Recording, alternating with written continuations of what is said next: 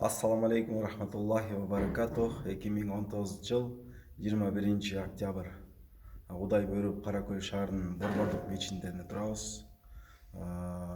Баса айтып кете турган болсок, Каракөл шаарынын Борбордук мечитине өзүнүн салымын кошкон араб бир тууганыбыз Аль-Сугайр аты. Ошол бизге кайрылып, ушул центральный мечиттин тазалыгын карап бергиле деди эле. Мына Кудай буйруса коомдук бирикме бирок центральный мечиттин, Борбордук мечиттин тазалыгына Кудай буйруса киришкени турат. Анан бизге ушул араб бир тууганыбыз Ас-Сугайр бизге акча салды эле. Ошол боюнча биз отчет берип коелу деди. Мына Кудай буйруса биз германский пыльсос алдык 21 000 сомго. Карчерден. Андан кийин туалетный бумага Кудай буйруса биз азыркы пландаштырып атабыз. 2 айга, может 3 айга жетип тургандай алып келдик мечиттин тазалыгынан.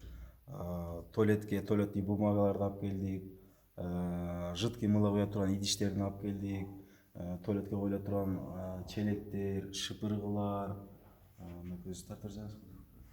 Андан кийин мыло моющийди алып келдик.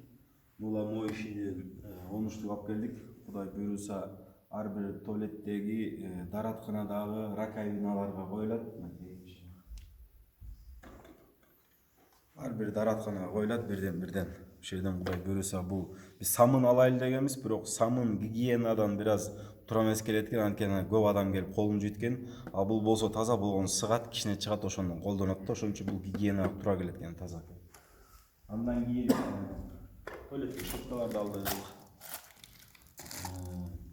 Эң жакшы ушу Близна деди. Башка тазалагычтар бар экен, бирок эң гигиенический таза ушул деди. Эң простой, арзан, бирок эң оптимальный ушул дешти. Близнаны алдык. Андан кийин айнек жугуштар, билесиздер. Андан кийин перчатки, как обычно, тряпкалар, терезе жууганга.